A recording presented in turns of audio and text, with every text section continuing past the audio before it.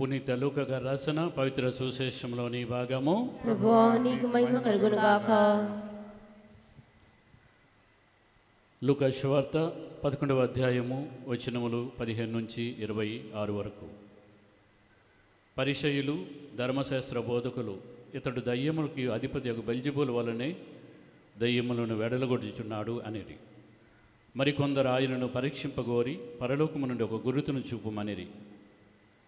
యేసు వారి ఆలోచనలు గ్రహించి వారితో ఇట్లనెను, అంతఃకలహములు గురి అయిన ఏ రాజ్యమైనను నాశనముగును గురి అయినను ఏ గృహమైనను కూలిపోవును.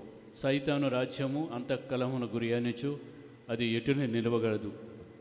నేను బెల్జెబూలు తోడ్పాటుతో దయ్యములను పారదోలుచున్నానని మీరు అనుచున్నారు. అటులైనా మీ కుమారులు ఎవరి వలన పారద్రోలుచున్నారు కనుక వారే మీకు న్యాయాధిపతులు. నేను దేవుని ప్రభావం వలన దయ్యములను వెడలగొట్టుచున్నాను కాబట్టి దైవరాజ్యము మీ సమీపంలో వచ్చి ఉన్నది.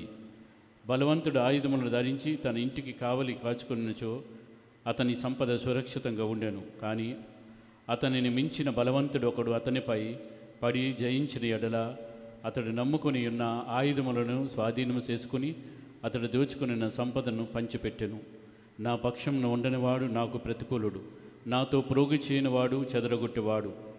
అపవిత్రాత్మ ఒక మనిషిని విడిపోయినప్పుడు అది విశ్రాంతికై వెదగచు నీరు లేని ప్రదేశంలో తిరిగాడుచు అది దొరికినప్పుడు నేను విడిచి వచ్చిన నా ఇంటికి తిరిగిపోయేదను అని చెప్పాను.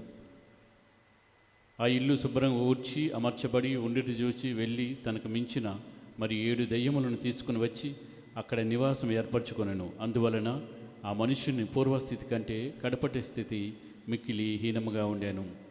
ఇది క్రీస్తు ప్రభుని సువిశేషము. క్రీస్తువా మీకు స్తుతి కలుగును గాక. ఈ